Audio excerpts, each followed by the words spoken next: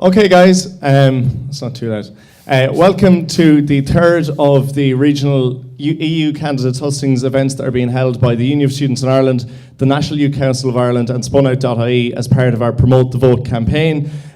Just to let you know, the hashtag for the event here this evening is hashtag YouthVote14. The other two events that we've had in Cork and Galway have been trending nationally, so we're putting it out to the Dublin audience to try and engage on Twitter for this one as well.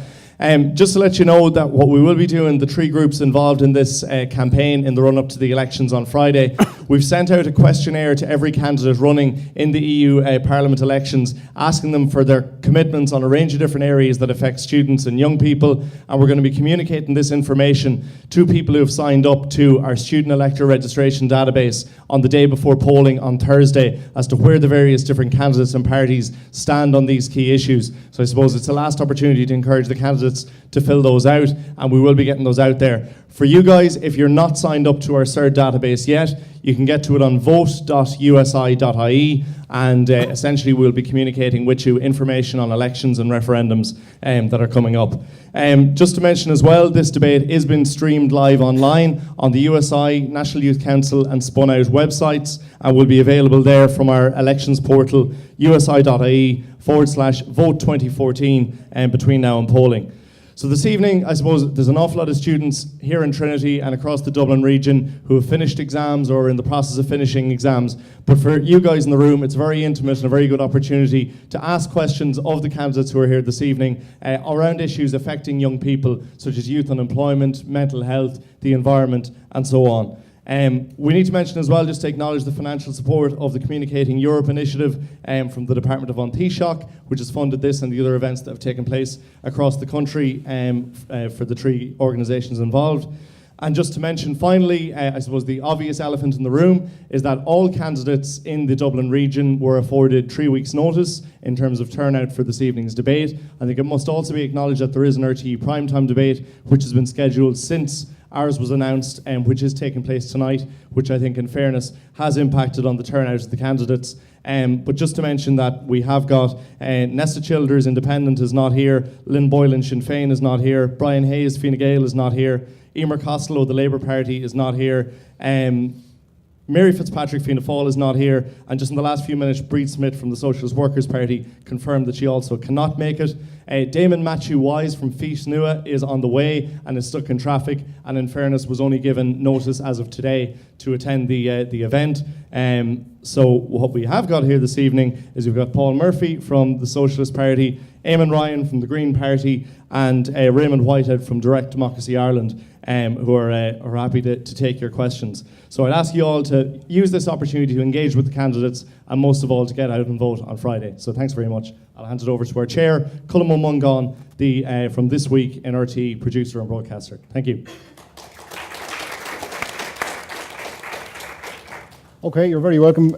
If you are asking questions from the floor, obviously it was said at the outset to keep your questions concise and try obviously not to engage in a speech with a question mark at the end, as you may have seen in other productions such as Dáil Éireann. So we're going to go to Patrick Lavelle for our first question this evening. Patrick Lavelle has looked for a question on the role as MEP. Is Patrick here? The road mic? Okay, well, go for it. Okay. Given that there are over 700 MEPs in the European Parliament, how are you going to be an effective voice for Dublin and Ireland and not just a mere drop in the ocean? Eamon Ryan, we go to you first on that one. I think the first thing you need to do is be part of a grouping. The way the European Parliament works is through groupings, and they can be quite broad groupings. Our own European Greens, our Green Free Alliance, is 58 members currently. But also it includes obviously all the Green Party MEPs, but also some other people from the Pirate Party and other kind of independent type people who we'd bring in, like-minded people. And I think in that grouping, the key thing is trying to get a good position on one of the committees in something that you're interested in. And it's the role, if you can get it as a rapporteur or a kind of a senior position in one of those committees where actually you can do a lot of work. And I suppose for myself, it would be trying to get onto a committee where I have, I think, a certain amount of expertise or something to add, something like the Climate Committee or the Energy Committee or the Digital Committee dealing with digital rights, or indeed a Trade Committee, the one Paul's been on for the last few years. It's those type of committees, I think is where you can actually then get down and actually do real work in detail.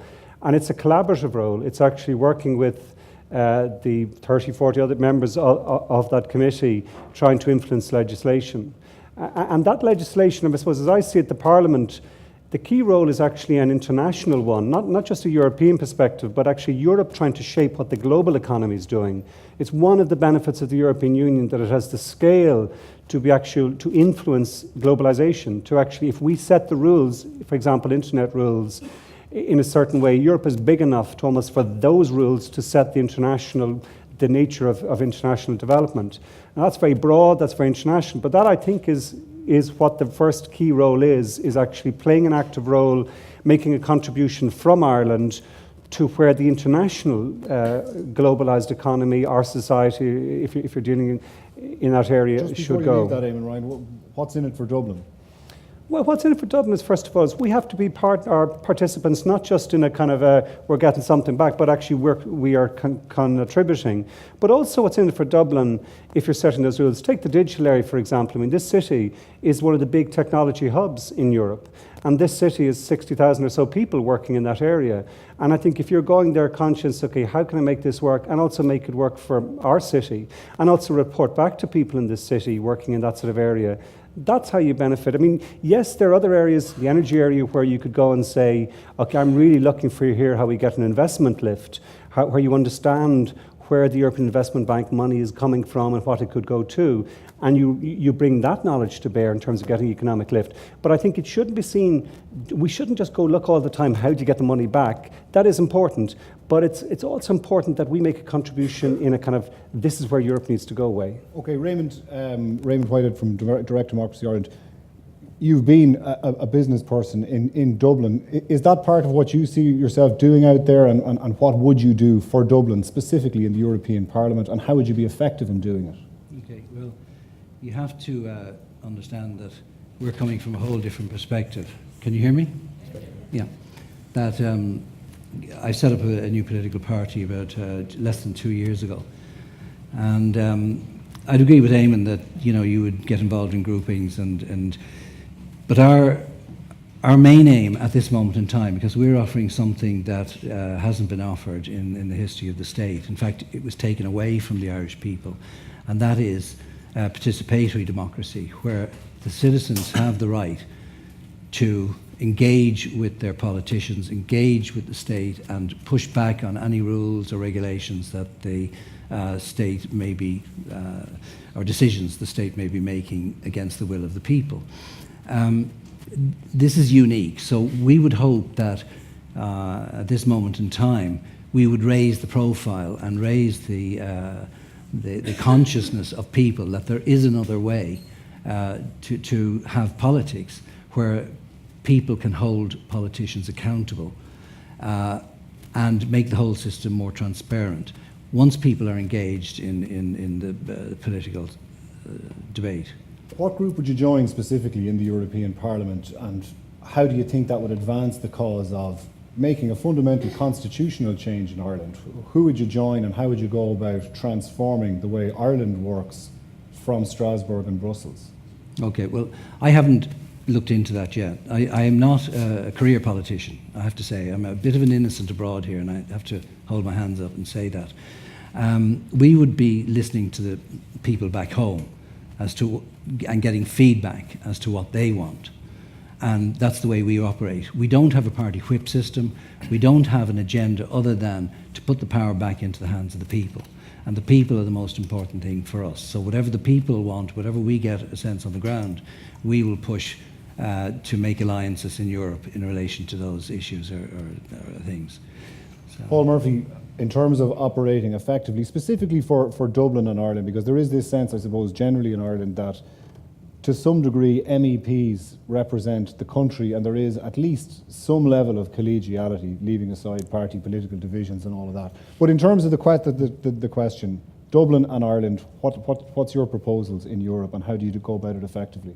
Just first of all on the collegiality thing, because it comes up from a lot of the other MEPs. They go on and on about we go over there and we all wear the green jersey together and we all cooperate and blah, blah, blah. And we don't buy that at all, you know.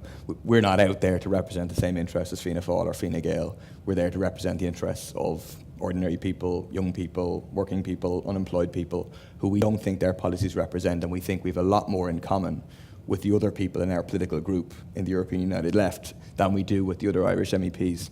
On the vast majority of things, there may be this or that issue. In terms of concretely, the biggest issue right now affecting people in Ireland, in Dublin, across Europe, is clearly austerity. And austerity doesn't just come from Leinster House. It comes from the European Commission, it comes from the European Central Bank. And what we need to have in the European Parliament and the European United Left can be a very significant force in the next Parliament.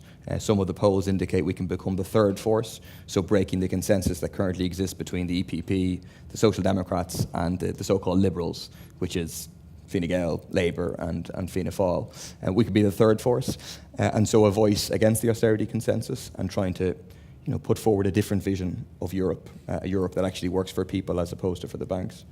But without, I suppose, you're not the majority group, so how do you act effectively within the Parliament? Because the majority is going to hold sway, and whether you act in terms of collegiality or not, even the EPP and the Social Democrats cooperate with each other on certain European issues. How do you swim against that tide? The EPP and the Social Democrats cooperate each other on 75% of the issues they vote together. Right, so what do you do in the face of that? So what you do differently is you don't accept that politics comes down to the arithmetic within a parliament. It comes down to a balance of forces within society. I lose, right? On most things I argue for in the European Parliament, I lose. Occasionally, I win. And the times I win, it's when the word gets out to people out there in society that something's happening, they mobilise and they put pressure. So, for example, one of the few big victories we had in the last Parliament was the defeat of ACTA. And ACTA represented an attack on the freedom of the internet, turning ISPs into policemen of their consumers. What does ACTA stand for, just for anyone who's tuning in? Anti-Counterfeiting Trade Agreement. And it was run as a trade agreement, even though it wasn't really a trade agreement. At the start of ACTA, the two big groups, the EPP and the Social Democrats, they were in favour of it. And they were going to drive it through without much recognition.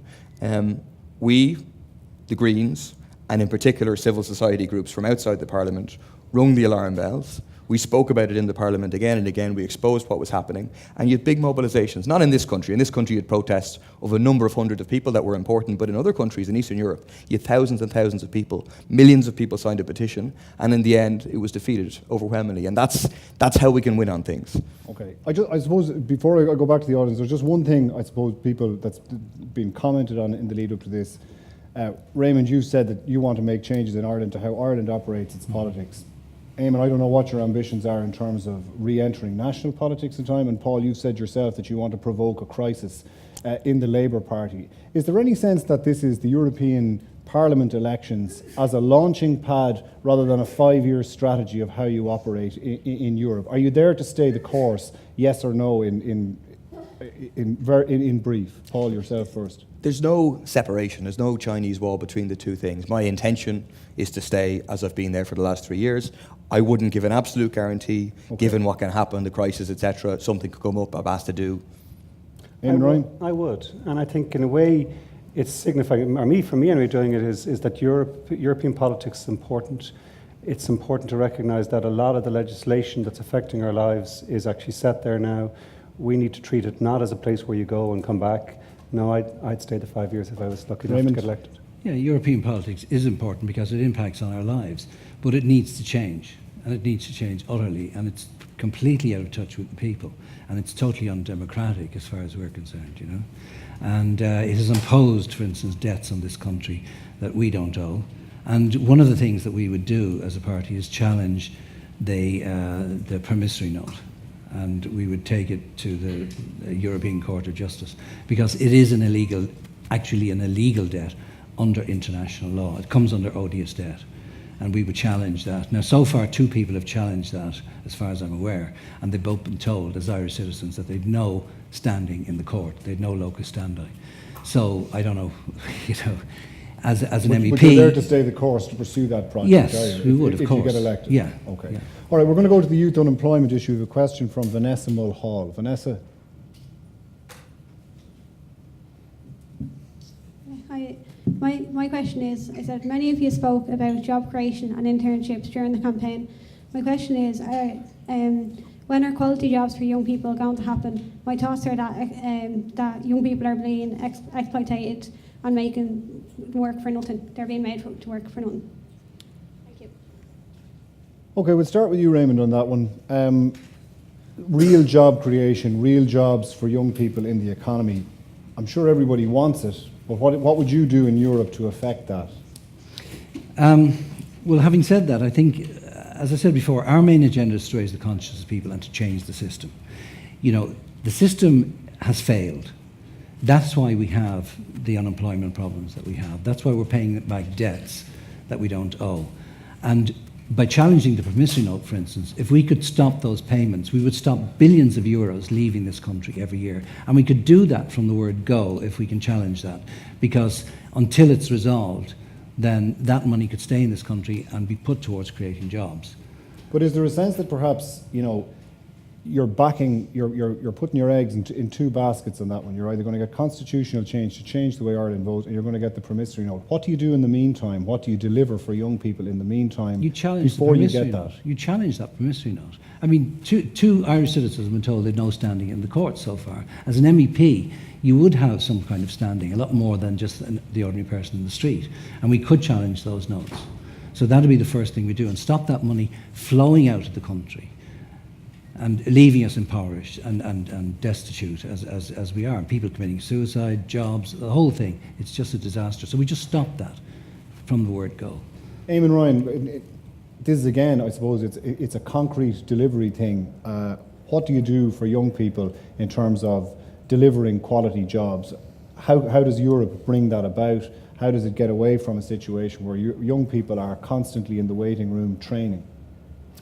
Europe needs to change its policy in that the approach in the last 5 years in trying to deal with the euro crisis, the banking crisis, saw the European Central Bank trying to contract money supply effectively, and the Commission and the whole system following a similar sort of approach, until it realised it wasn't working.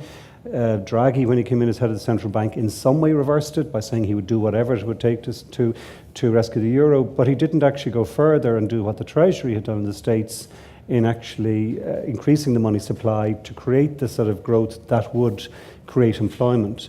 And we're still in this crisis. I mean, the first quarter figures for Europe show Europe continuing to be in a deflationary spiral, and it needs to get out of it. And But the ECB is independent. It is independent. independent. It's sensitive to the political mood, perhaps, of the time. It certainly seems to follow the ethos of the Bundesbank, which is very anti-inflation and not into expansionary policies. It is but in terms of the European Parliament, how do you change that ethos? How do you change the direction of the prevailing wind? First, I in think it Europe? is important. It is independent, but at the same time, it is, as you say, sensitive to if the Parliament and this is a new Parliament and a new Commission, and if both are solid in terms of a change in policy, it helps to make that change.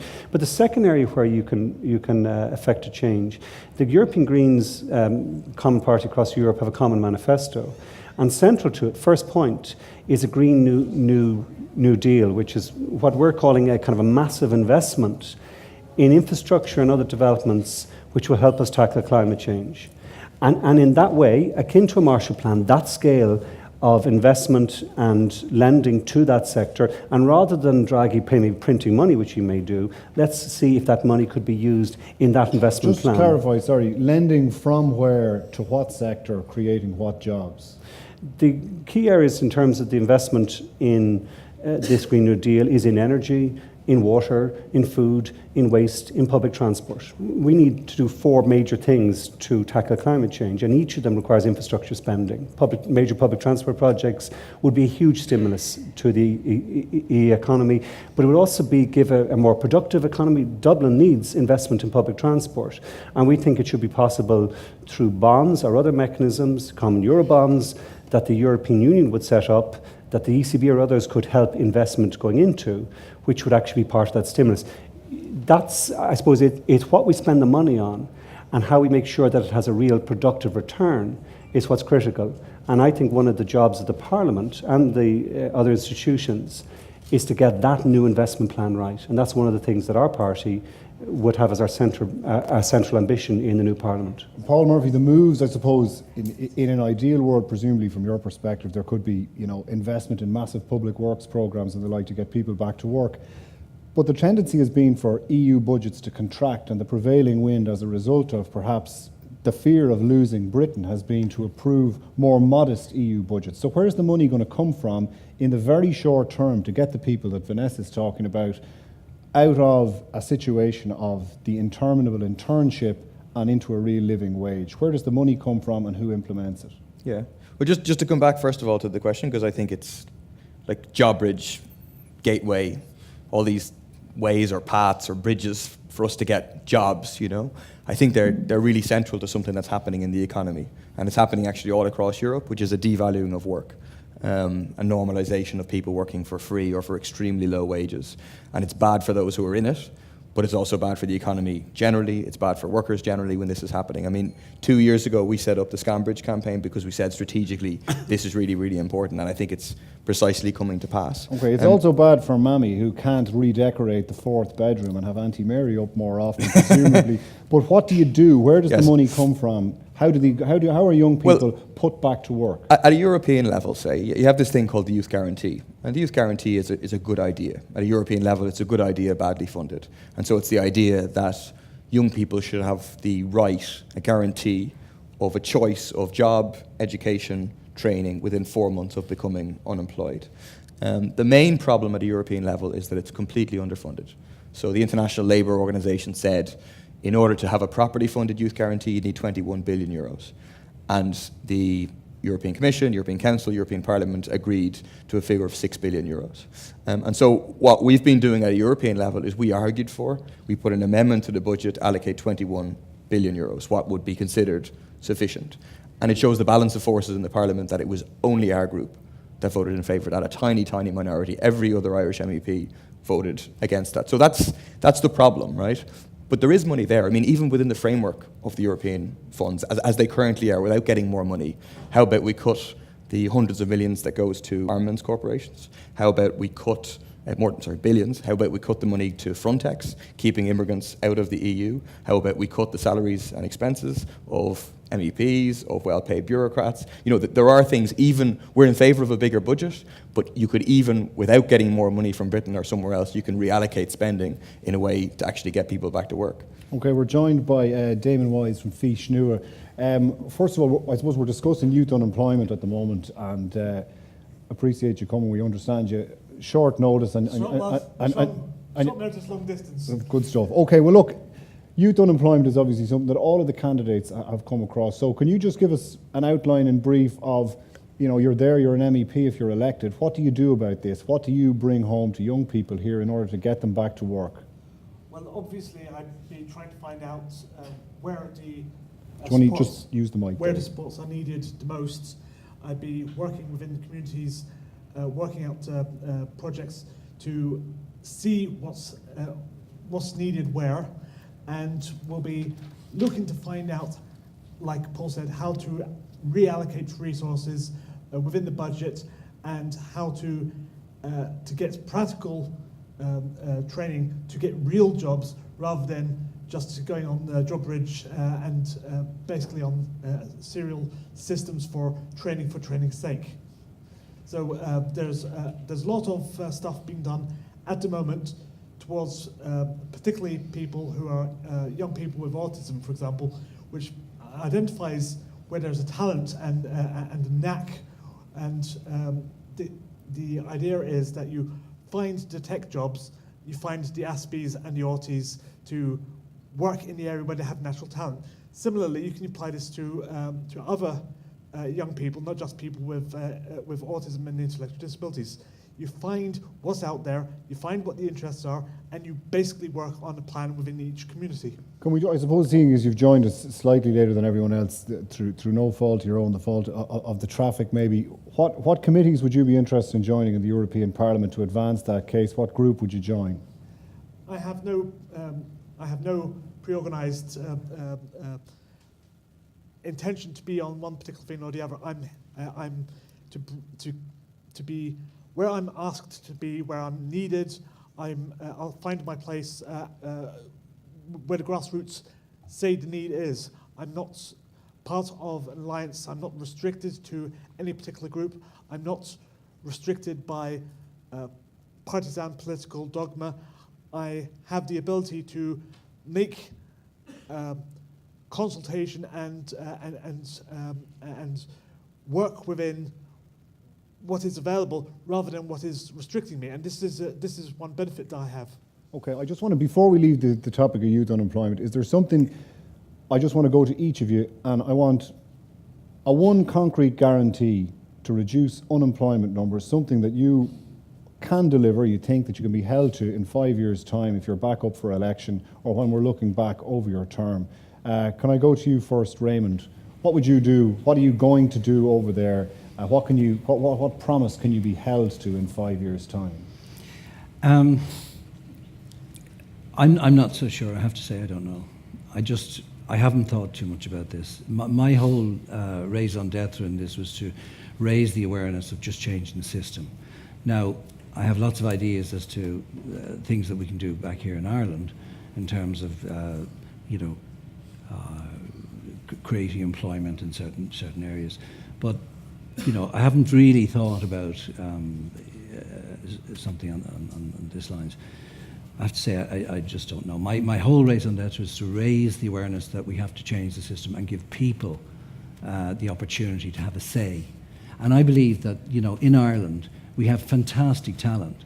I'm no Einstein, but I know that there are people out there who have the solutions to many of the problems that we have, and their voices are not being heard because the system of politics we have is very restrictive. And if you free that up, the greatest resource we have are the people. Forget about the oil and gas and all this. The people. We have fantastic people with great ideas, highly educated. Okay. If you can tap into that resource, you can free up so much energy, so much ideas that will get this country back to work again. And that the system of direct democracy would do that because it would allow people the mechanism to have their voices heard. Okay, Eamon Ryan, one firm promise that you can be held to in 5 years' time. Be careful on that, because I was just thinking about, you could promise anything, and does it really relate to the role in the Parliament? And that is, the Parliament does set to tend to wider economic rules and regulations. There are some areas where I have experience where I have been involved in creating employment. In a previous role as Minister of Energy, we actually created 6,000 jobs in the retrofit area of improving buildings. And I think that's halved in the last 3 years, and I think unnecessarily. I think that was an area, and it is possible for, I think, to get European Union support for that side of the construction industry to grow. Our construction industry needs to go, but we cannot go back to the model where we rely on it as our main economic driver. So would you view your time in Europe perhaps as having been less than successful unless you see some sort of an increase into the whole retrofitting sustainable energy I think that's one sector? area where we could get massive investment assisted by European measures, yes, and I think it would be very rich in there would be a lot of people employed in that process. Okay, Paul, what has to be done by you in order not to be considered less than successful during your tenure as an MEP? Yeah, I think if any MEP or candidate was to say, I promise to create 20,000 jobs by a measure called X or Y or Z or whatever, I mean, they'd be spoofing. And you could hold them to it if you wanted, but they'd get elected for 5 years first, Okay, so, but what I commit to do, win, lose or draw, is to step up the campaign to end JobBridge. Scambridge has formed a very good alliance with USI, with youth sections of a whole bunch of trade unions, and I think there's real. I don't think the Labour Party get it, but I think public opinion has firmly shifted. And if we got rid of JobBridge, there would be job creation. Is Europe the place to do that, though? No, it's on the ground is the place to do it, and Europe is the place to argue for a decent youth guarantee. I suppose if you're in Strasbourg or Brussels and you're giving people, the workers, bang for their buck for having you sent out there.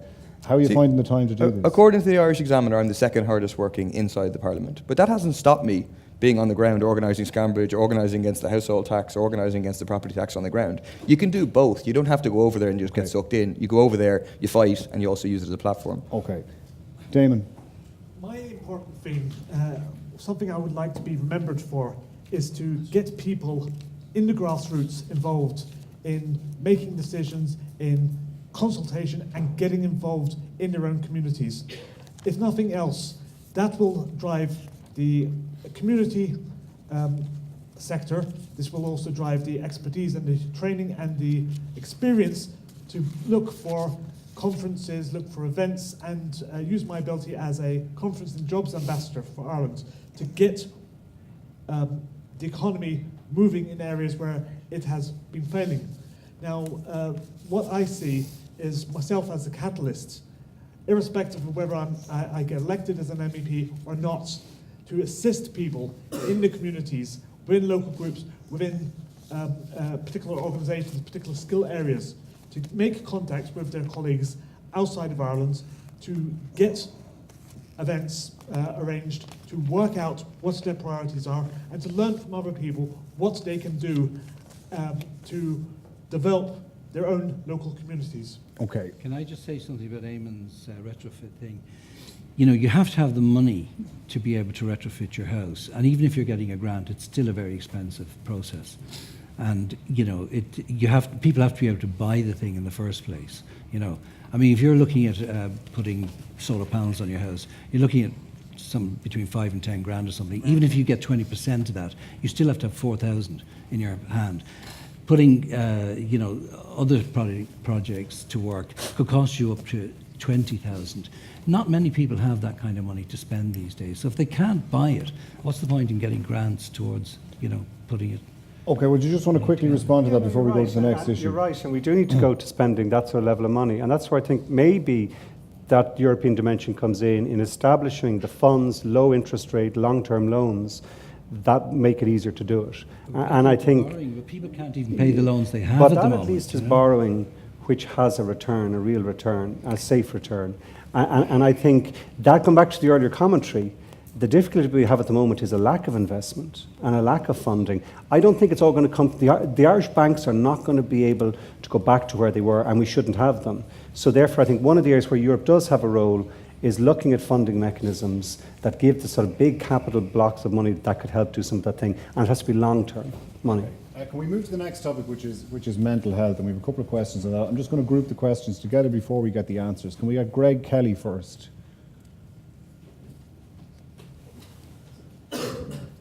Thanks to the candidates for coming along. My question is regarding mental health. As the candidates know that there's a mental health crisis, not just in Ireland, but Europe-wide. There's high suicide rates due to psychiatric illness, stigma, etc. So the question is, if the candidates were to be elected to the European Parliament, what would they be able to do to advance the cause of mental health well-being and to fight stigma? Would they be able to initiate a campaign or take part in a campaign that would promote mental health well-being? Thank you. Damon Wise, we'll go to you first on that. This is funny. I am actually the National Secretary and Chief Executive Officer for the National Council for People with Disabilities. I have Asperger's syndrome. I am a trained advocate for autism, intellectual disabilities, mental health. I was one of the founder members of the Irish Advocacy Network. I make contact with and work with particular groups, help people with their social welfare, help to combat stigma on an almost daily basis. If I'm elected to the European Parliament, I'd be having the resources to do what I do as a volunteer. I would simply be doing the same job with just different job title. Okay. Paul Murphy, I suppose one of the things that impacts or that contributes to a stigma on mental health is the whole area of employment, that within the system of human resource management and the like, people who experience mental health difficulties can all find themselves vulnerable to unemployment. Is there anything in that sphere that can be done in Europe? Is there anything in the question that you could directly address that you can think of? Yeah, I mean, I think the whole question of mental health, it's integrated into all of this, you know. It's not as simple as, okay, there's austerity, people have mental health difficulties, people don't have jobs, there are, like, many different factors involved, but therefore, like, tackling the issue, it also means many different things. So at a most basic level, the cuts to services. There's this teen line in Tala has been shut down because it lost its HSE funding. Cuts to young people services in the Department of Children have been cut by 33% more than the general. So all of the cuts need to be reversed, and you need to have things properly resourced. I think there is a point about jobs. So it like links to the general question of austerity, the reversal of austerity, the creation of jobs. But also there is a thing about there is a kind of an element of the long-term project there. In order to reverse the cuts, perhaps you need the political mandate on a national level to do it. But in the short term, in terms of putting it on the agenda in Europe to make this a central point of the next Parliament, what would you do? It's how mental health is discussed, you know? There is now a thing amongst people in the media, etc. People say, oh, we should talk about mental health. But how actually is mental health talked about? And I think that is something you can play a role in. I mean, mental health was talked about a lot in this country, a couple of years ago, whenever a year ago, the abortion legislation was going through, and it was said that women would fake having mental health problems in order to be able to access abortion. And that was damaging for the whole cause of pro-choice, but it was also damaging for the question of mental health, where a stigma is attached to it. So I think how people who are in the public eye deal with it is okay, important. but specifically in Europe, you're going to be an MEP. It's a transnational institution. It can have a lot of impact. It could even steer some of the funding to key organisations. But what would you do specifically in the European Parliament? Argue for all of these things. That's what you can do. I mean, you can't say you're going to do this. As one MEP, you can't take an initiative to do this particular thing. Okay, well, how much of your energies would it take up? 20, 30, 40%, 10%? Where is it on the priority list? Yeah, it's a big priority. It's a huge issue for young people. Eamon Ryan, I'll come back to you, Damon. Eamon Ryan, raising things in the European Parliament, I mean, anyone who's watched the European Parliament is probably an insomniac, but anybody who's watched it,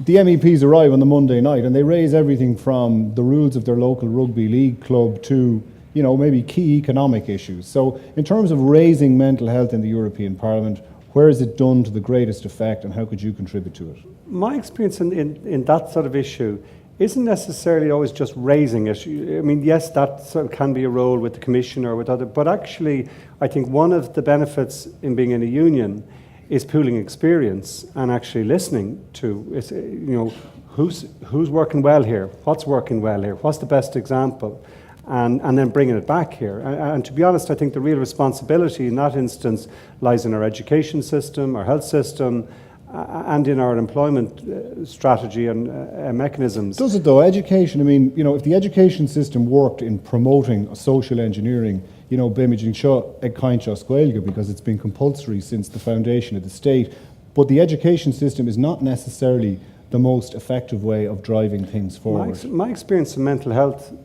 friends and personally who would have gone into any sort of difficulties, is that the most acute time is actually that time just after you leave college. A lot of my friends I would have seen who they're within a protected system, get right through, you get through primary school, get through secondary, you get through college, and then finally when you leave that, you go out into the working world and you don't have any of that supports, and that's the time when, in my experience, is when it hurts really hard or it hits really hard.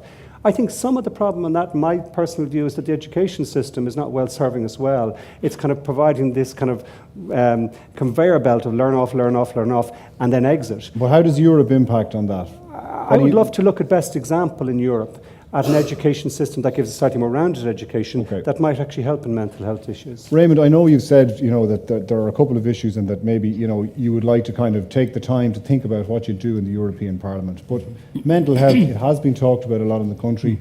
Ireland is perhaps an area of greatest need, a particularly disadvantaged area in terms of youth suicide, particularly young males. But then we've got the alcohol problem and everything else that Ireland experiences. So you're out in Europe. What do you do? Where is it on your priority list? Well, it'd be very high on my priority list, and it's a very complicated area. None of us are apart from Damon here, maybe knows more about it than the rest of us. But I certainly don't know that much about it. But I do know from just having read about these things over the years. First of all, it comes back to money. As a business person, if you don't have the resources, you can't provide the services. It's as simple as that. So it comes back to the economics of the whole thing, right? So on top of that, where do you start drawing the line in terms of what is a mental illness, I mean, if you put a bunch of psychiatrists, in charge of everything, we'd all be in a mental institution, But they would too, probably. Yeah, sorry? They would too, probably. But. Yeah, so, there's limitations. When you have a society that isn't under the kind of pressures that we're under right now, right, financially, I mean, the finances of this country has put everybody under huge strain. Families are breaking up, children are being impacted psychologically. A friend of mine, a friend of her daughter, hung herself the other day. 3 people in one day that I rang had somebody who had just committed suicide. And they were all devastated. And that impacts out through the society and disturbs us. So this causes mental problems. Okay, so let me just continue on. There are basic things that we can do from the point of view of finance, right? There are things that cost nothing as well. The man who set up, for instance, the men's sheds, that is a solution to get people talking, get people engaged. And engaging people and putting them in control of their own lives does a huge amount for mental well-being and physical well-being. So are you saying that then you would be looking to access European funding to target initiatives like men's sheds? What I mean, in terms of a concrete absolutely, thought, yeah, absolutely. Well, And on top of that, I'm also a teacher of meditation, and I believe that every child should learn meditation as a life skill to cope with the stresses and strains that society now puts on them. Before we leave it, That's an area that could be I'd like to get invested back to in. Damon here. You wanted to respond to something there. I was diagnosed with Asperger's in 1991.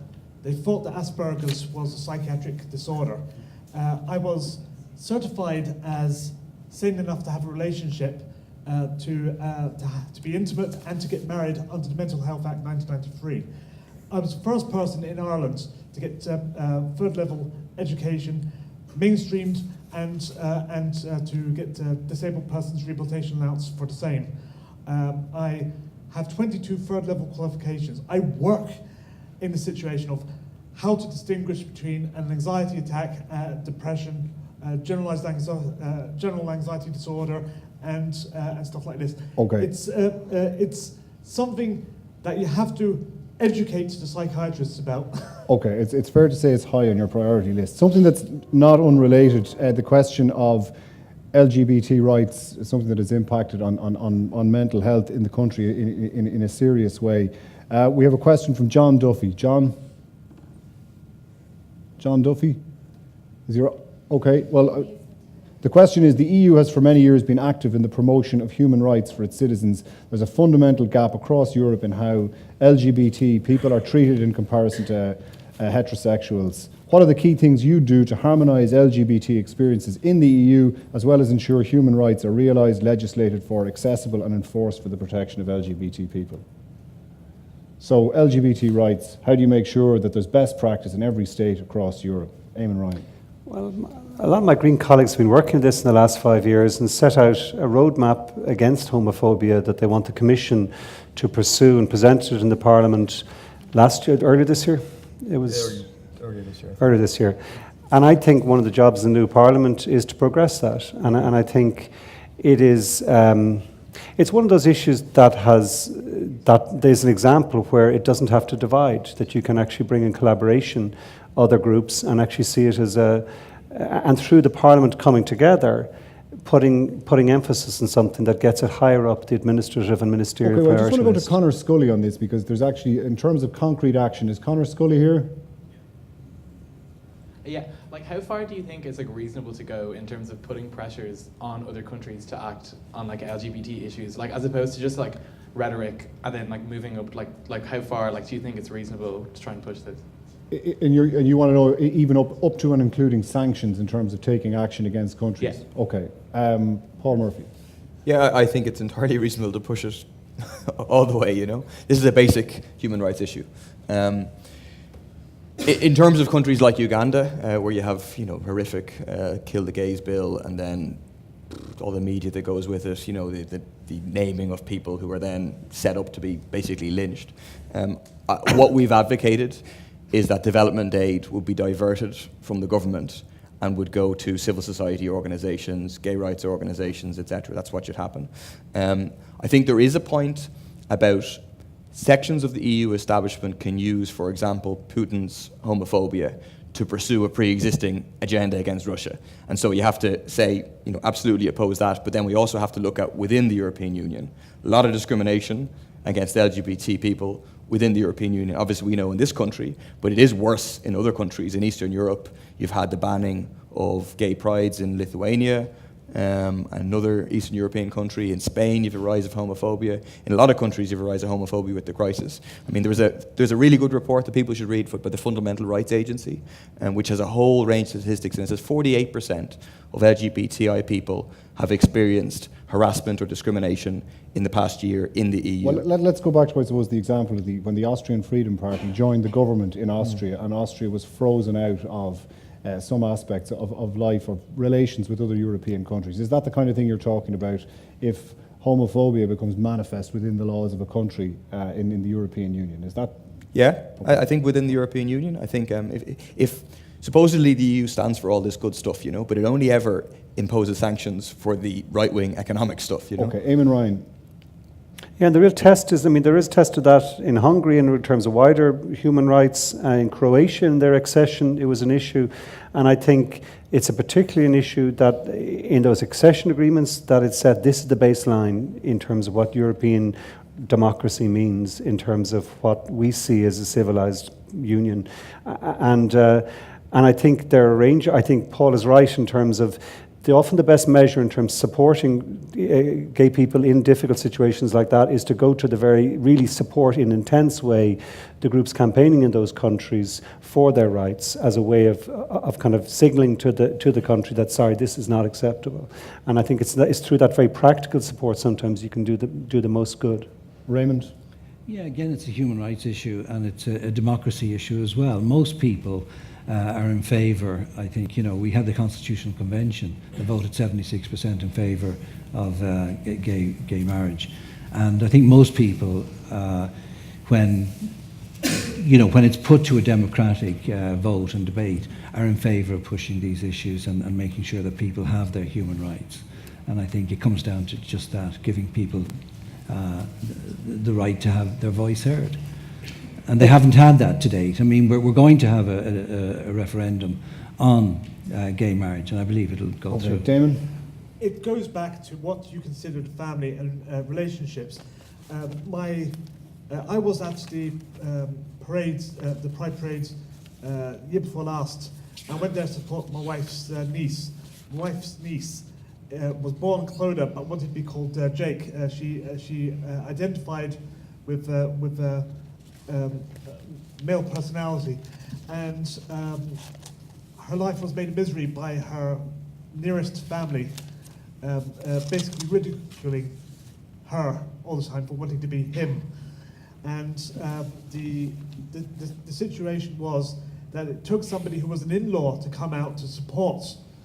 Now, rights is something that has to be dealt with across the EU, and yes, Ireland is very bad on implementation on United Nations conventions on rights, and we need to actually get Ireland to catch up on its UN and EU obligations. Okay, all right. We seem to have pretty much consensus on that. Can I go to Sarah Haslam? The issue of people are of the voting age, but what about people below? Sarah. My name is Sarah Haslam, and I work with Feroiga, the National Youth Development Organisation. I just want you to have a think about, I suppose, young people who actually cannot vote, those under 18. And I suppose I have two questions. First, do you think their issues and needs should be part of decision making in Europe? And if so, how will you ensure that their ideas, their thoughts, their issues, and what is important to them will be on your agenda and on the agenda of Europe in the next 5 years? Raymond, we'll start with you. As the oldest person on the panel, I come from another generation. I know when I was 16, politics was a long way from my mind. These days, I think people are more informed, and I would be in favour if we had direct democracy. When you have something like direct democracy, you actually engage people, you empower them, and when they become empowered, they take an interest from an early age. And it's one of the things that when I lived in Switzerland I was totally dumbfounded by the level of knowledge that young people and children had. They were brought up with this empowerment, this sense that, this is your country. From a very early age, this is your street, you take an interest in it. And they were much more responsible. And when you have that, the voting age can be reduced because they have that kind of level of sophistication. But in the society that we have, there isn't that engagement and involvement, and people are, you look at young people today, and you would almost get disillusioned when you see them, just walk around Temple Bar or whatever, and you think you want to give these people the vote. It's not very encouraging. But when you do actually introduce a system that engages and involves people, then you can actually start thinking about reducing the voting age. Okay, I'll come to you in a minute, Damon. Paul. Yeah, I think the voting age should immediately be reduced to 16. And when I was 16, I was reading Trotsky. Not saying every young person does, but there's a lot of young people who are engaged in politics. They're affected by it. They're affected by all of this. I mean, everybody is affected by it, people under 16 as well. And I think... Trotsky ever got you a shift? Did he what?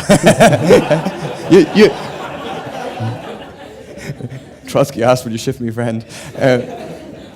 You'd be surprised. But in terms of European Parliament, I mean, in terms of getting young people, on board, getting their voice heard, I mean, what are the structures that are there that they could become more involved in? Well, right now there aren't a lot of structures for them to be involved. That's the reality.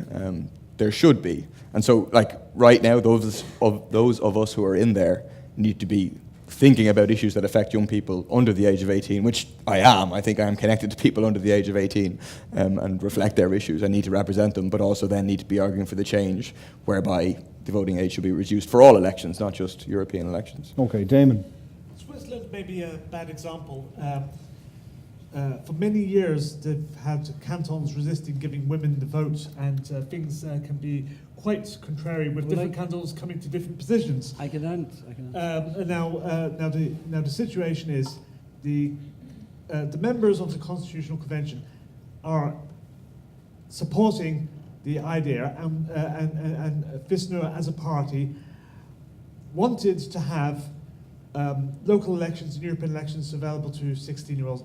There's no reason why the Constitution actually has to be amended, because it doesn't have an age restriction in there.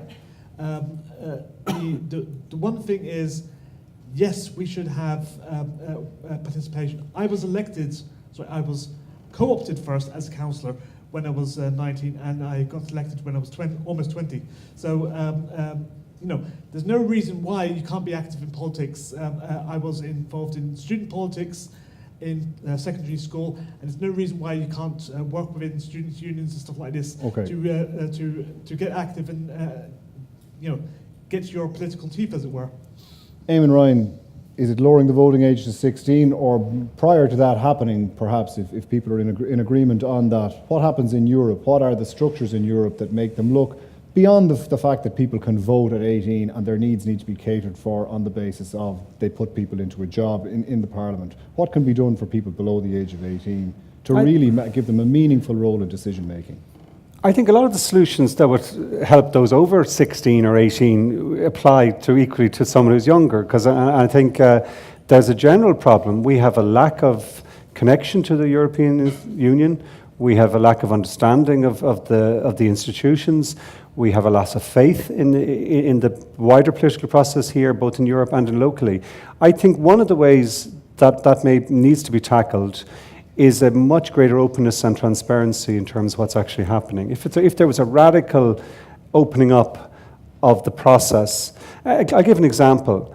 In the Council of Ministers, a lot of the key decisions are made. So the ministers, 28 of them meet, they consider whether they're going to do something. Currently, their positions they're taking in that process is not necessarily public. It's not actually recorded, or it's recorded in the meeting, but it's not shared outside that.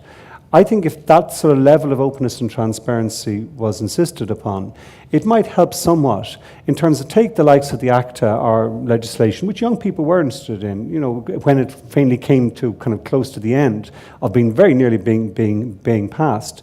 Had that process of the ACTA legislation as it was developing been done in a much more open way, it might have been possible for people to actually get engaged in a way. So I think openness and transparency in all the processes is one of the key measures to try and get us all interested in what's going on. Education, we have a question from Eleanor O'Mahony. Hi, I was just wondering if you're aware that education budget is one of the only budgets that has been tripled, I think it's 40 billion now, and put into the Erasmus Plus program. continental countries are much more aware of funding that's in place, and they make use of it more to like awareness. I suppose maybe Irish universities are more rigid in like changing and adapting to these new programs that can be available and used. And what you would do basically to push Ireland to, I suppose, engage more with these programs and funding that's available in the EU. Okay. You've got 22 third-level qualifications. Peter. I'm regularly in colleges and universities in Belgium, and yes, they are very clued in. Even secondary schools are now doing student exchange programs and have courses in English in Belgium. You have research programs which require you to work across university, and Trinity actually is one of the few universities that actually is reasonably good uptake on this. There's a lot that can be done. The Catholic University of Leuven is willing to partnership Irish universities on some programs. I know Ghent and Antwerp and University of Brussels would follow suit. It's not just Belgium. It's the same in the Netherlands. There's a will to do things, especially with English-speaking countries. Okay, so building research networks is one of the ways to draw down that funding. Does anybody else, before we move on, does anybody else have really strong feelings on the issue of accessing European funding in education?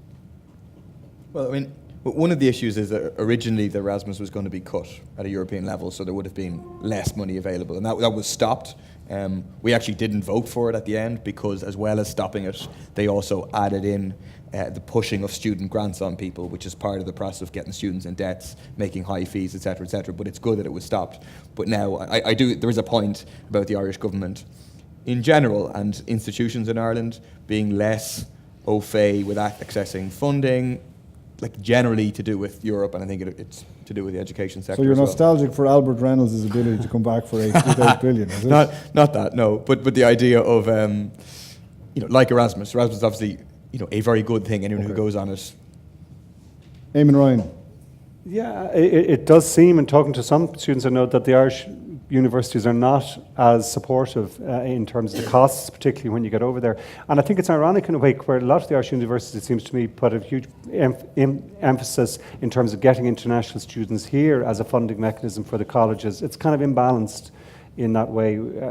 I think it is down to a lot of the colleges as well, looking at their overall strategy. Do you have any strong feelings on this in particular?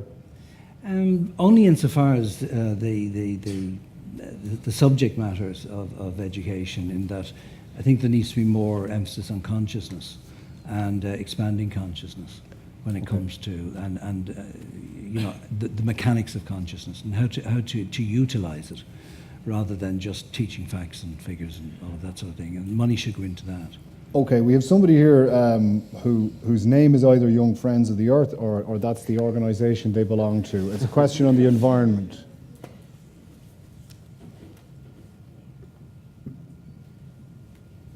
Thank you.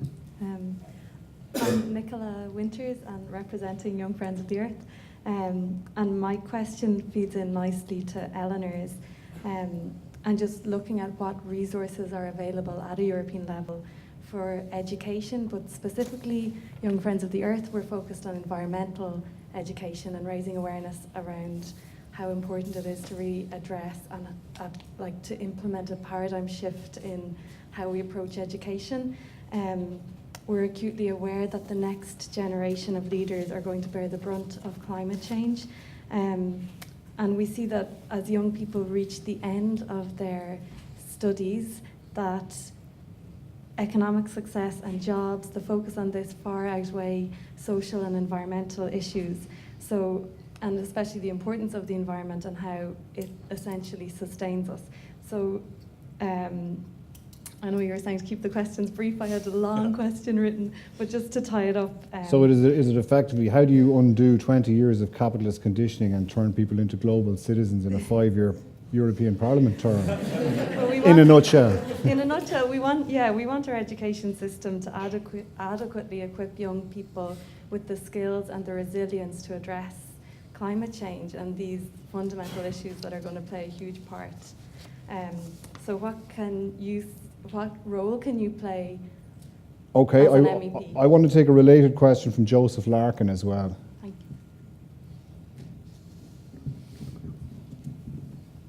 you. Hi. My question is that I suppose a clearly established issue in the world today is environment-related issues like global warming, climate change, etc. But it seems, I suppose, to me, I suppose, as a citizen looking in, that at the moment the European Union is not doing anything to really address this, and how, I suppose the question really is, how can you, I suppose, try and actively address this issue as a member of the European Parliament? Okay, well, let's just go to the sitting MEP first. What can be done in terms of climate change, because it's supposed to have been on the agenda for quite some time? Is the European Parliament any closer to a solution in terms of policies and that? No, is the answer, to be honest. The European Union is meant to and styles itself as a leader in the world on the issue of climate change. But in the reality, like, the positions it's put forward are completely inadequate. So how does it affect an attitude shift? What would you do over the next 5 years? What we have been doing and what we need to argue for is at a high level in terms of targets. The big question is what target for CO2 reductions do we have between now and 2030? So the Commission's proposal is 40%, which would give us a 50-50 chance of avoiding 2-degree rise, which is catastrophic. What we've argued for and pushed for is 60%. So that's the left of the Parliament. The Parliament as a whole has also argued for higher than 40%, but also like a crucial thing for Ireland, and it relates to a point about our own legislation here, is that there's a separate target of 27% renewable energy, because they can reach the 40% target by carbon capture and storage, by nuclear power or whatever, which isn't an answer. So the renewable energy target needs to have specific national binding targets, and we need those national binding targets in Ireland as well.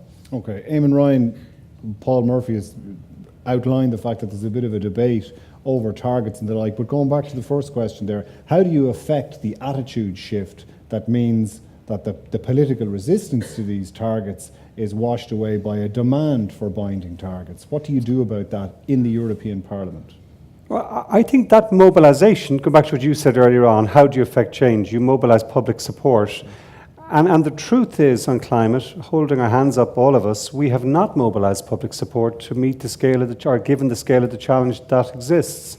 And I think doing it is bloody complex. It's not an easy answer, because we've looked at this, and I've been working the last 3 years on a series of climate gatherings trying to answer that very question. And we brought some of the leading climate experts here to try and understand it.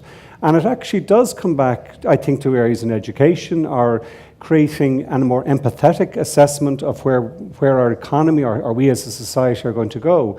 And there is no easy, obvious answer to that. The brief lessons, if I can, in terms of what I've learned in that process, is firstly, we should start listening to people, not preaching to them, telling them what to do, asking for their help, admitting uncertainty. We don't know everything. We don't know all the solutions, exactly how it's going to evolve, this new, better economy, which it will be. Sometimes hastening slowly, because if you kind of come across people, panic, they kind of slightly step back and say, don't trust that guy, seems a bit too het up on this subject. Well, does the environmental movement need to look at itself and say, is there a perception there that's somewhat justified, that it appears to be an elitist thing, that it comes out of people who look different and speak different to, frankly, the vast majority of the Irish people? They don't look like farmers, they don't look like people who drink in your local pub. Yeah, in a word, yes. And I think it's true what you say, like, we've lost the farming community in a way that is mad, because farmers know more than anything else what's happening in the climate. They're out and they see the flooding occurring that's affecting them, and they see last winter that they couldn't feed their animals because we didn't have fodder connected to a climate event. And I think we do need to mainstream it, and we need to speak, and our education system needs to be part of that transition. Go back to just on a personal experience myself. The reason I was saying earlier about how I think the education system is serving us, mine changed with just one class we did where we went out into nature, worked in teams, studying ecology, and that changed my whole perception of education. So I think it's in that space of changing people's minds is where all the key work has to be done. Damon.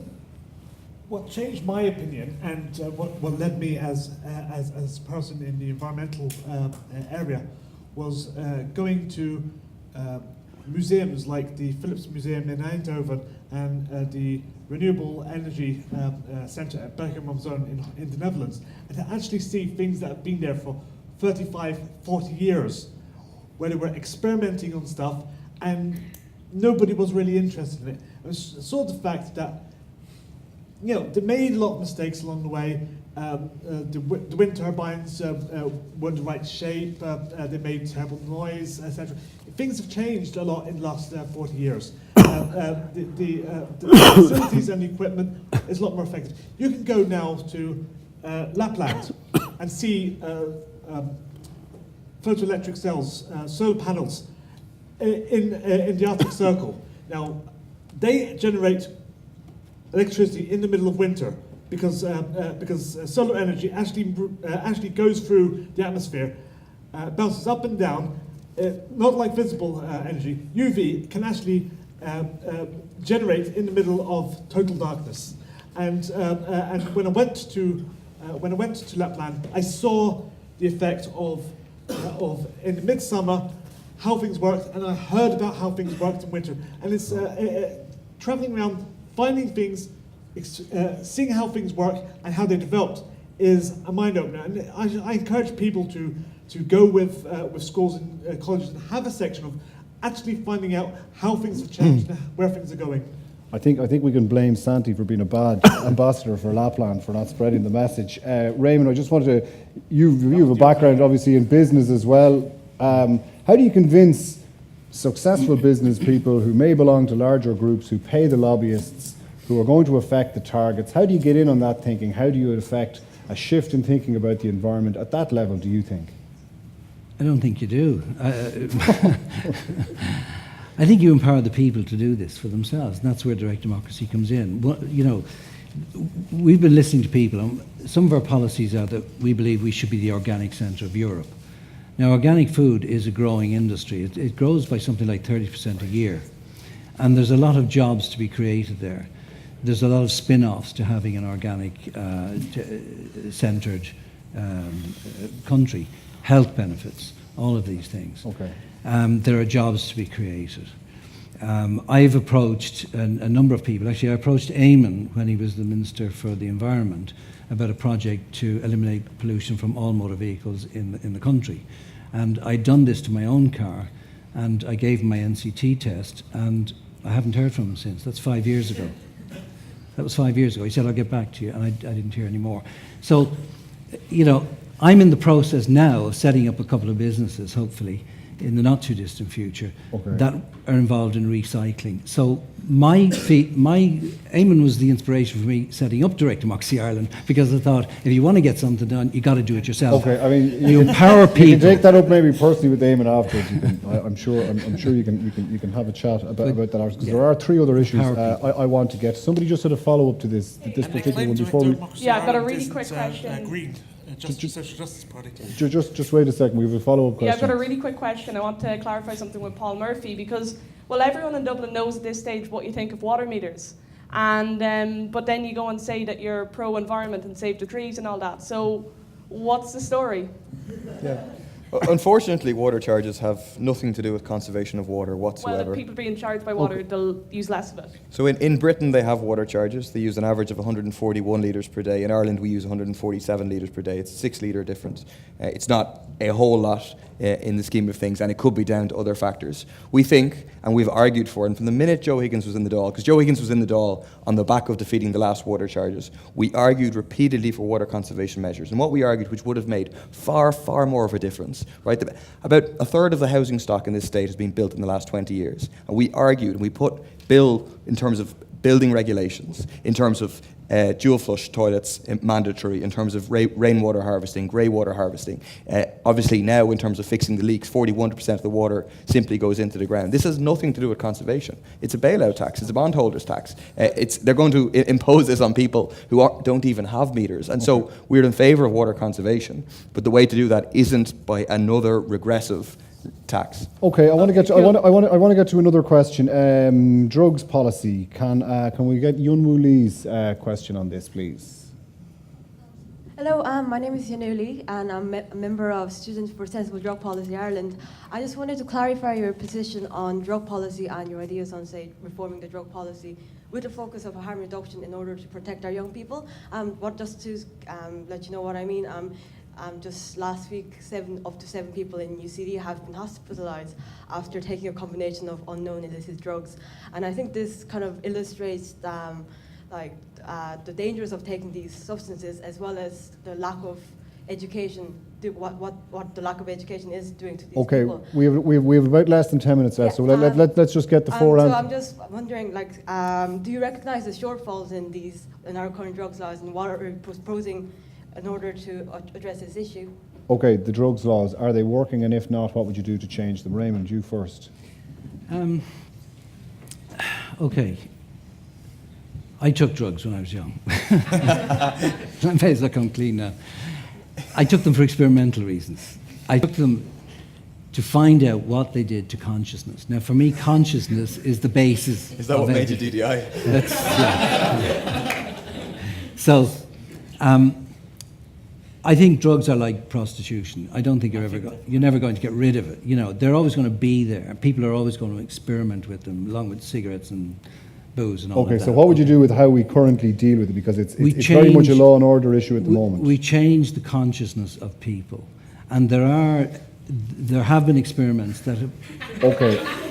There have been experiments that have been done that show that when you change people's consciousness through, and I say meditation, okay, right, that all of these things go out the window. When people take up drugs for a lot of reasons, not just any one reason. There's a lot of reasons why they do it.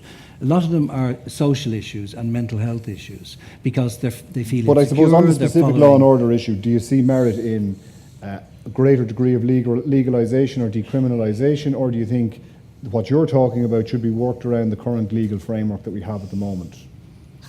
Well, I think it comes down to people, and I think it's up to the society to decide that for themselves. It's not up to me to impose anything on people. I'm a child of the 60s. My parents took a lot of drugs when I was a baby and a toddler. I remember sitting on the bus travelling from Dublin to Limerick, and the big black smoke said, I remember that smell and taste, but I've never taken any stuff myself, but I can understand there are therapy, medicinal, calming measures for some drugs. I think people should not be criminalised for taking drugs, which can provide a benefit, and if properly licensed and controlled, could work.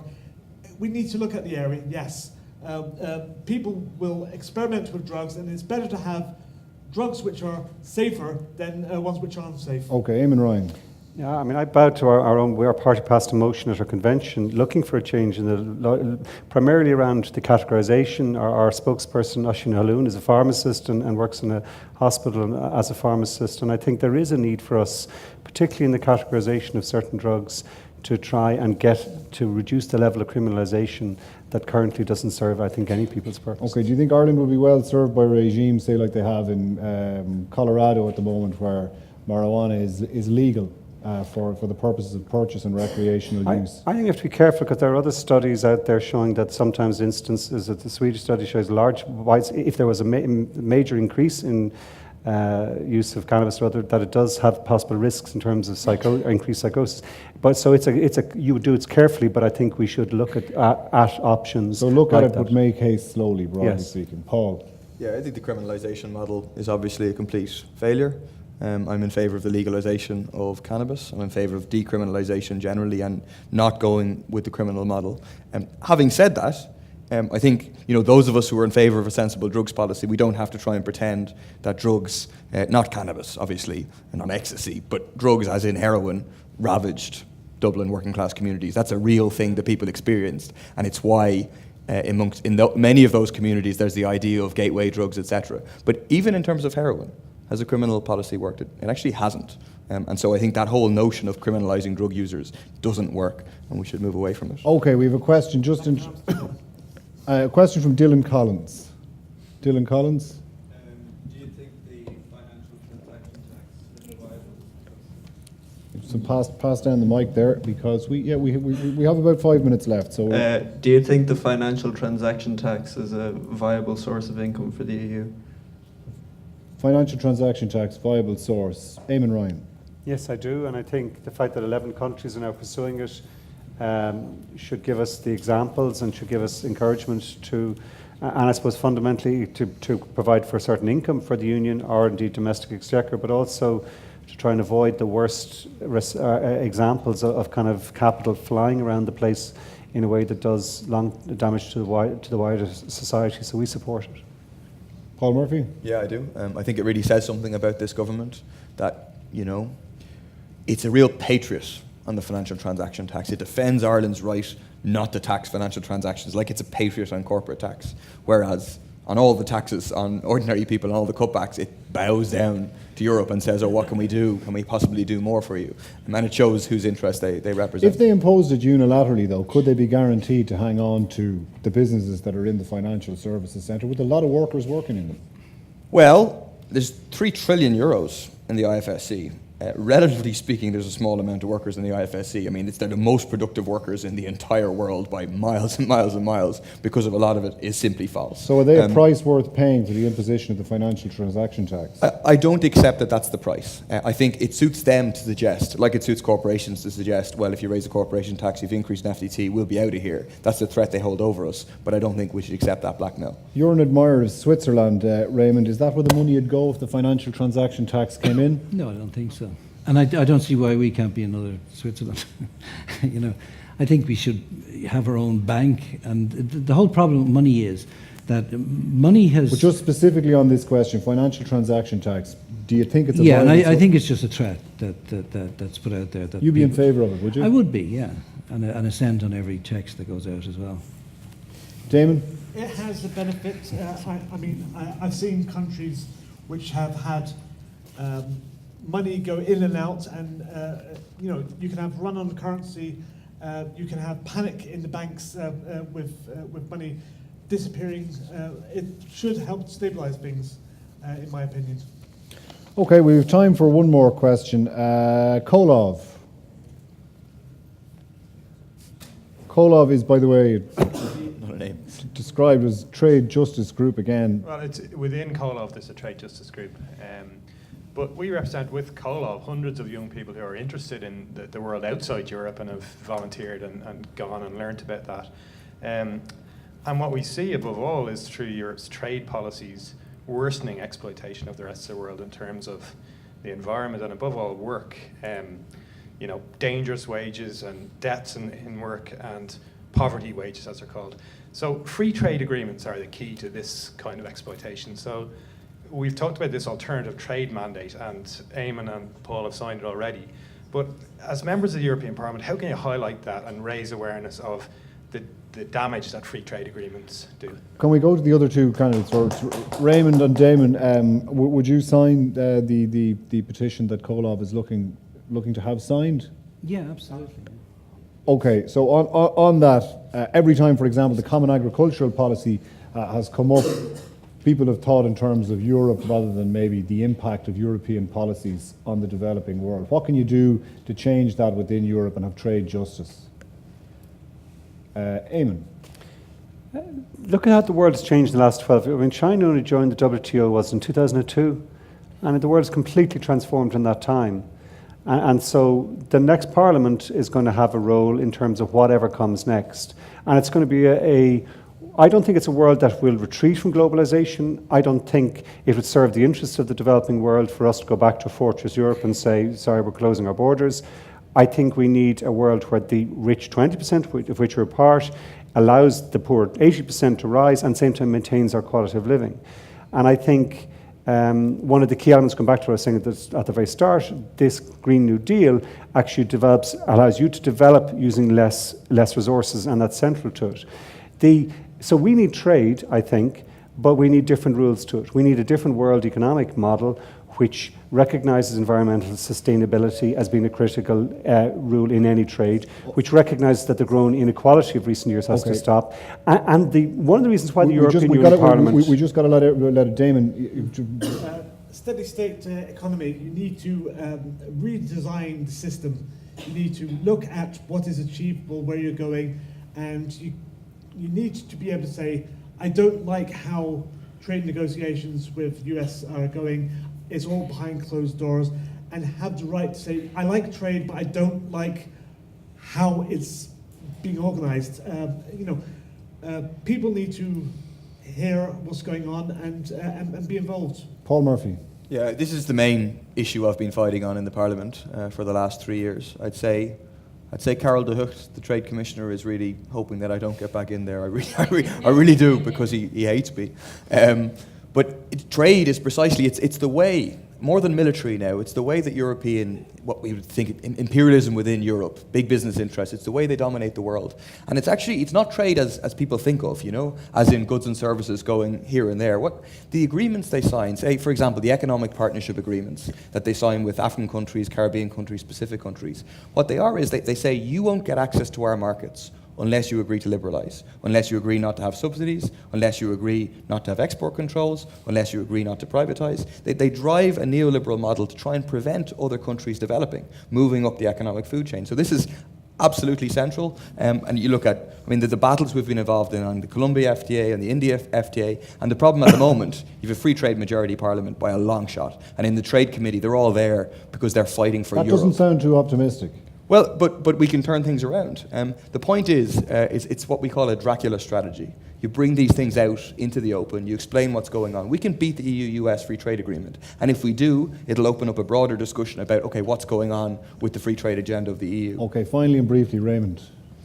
Yeah, I believe that we need to get back to countries having a certain amount of autonomy and respect for each other. And I don't see anything wrong with a confederate state of Europe as distinct from a federal Europe, and I don't see a contradiction there if we can get back to that system. And the way to do that, I believe, is through direct democracy, where the people control their own lives and their own country and their own circumstances and come together to agree on various issues. Okay, I think we have to drop the curtain now, given that the Science Gallery wants to get wrapped up. Thanks to everybody from the audience. Thanks to NYCI, Spunout and the USI for organising it. Thank you all for your questions, and thanks for all the candidates for taking part, for showing up and to give the answers as fully and completely as they could.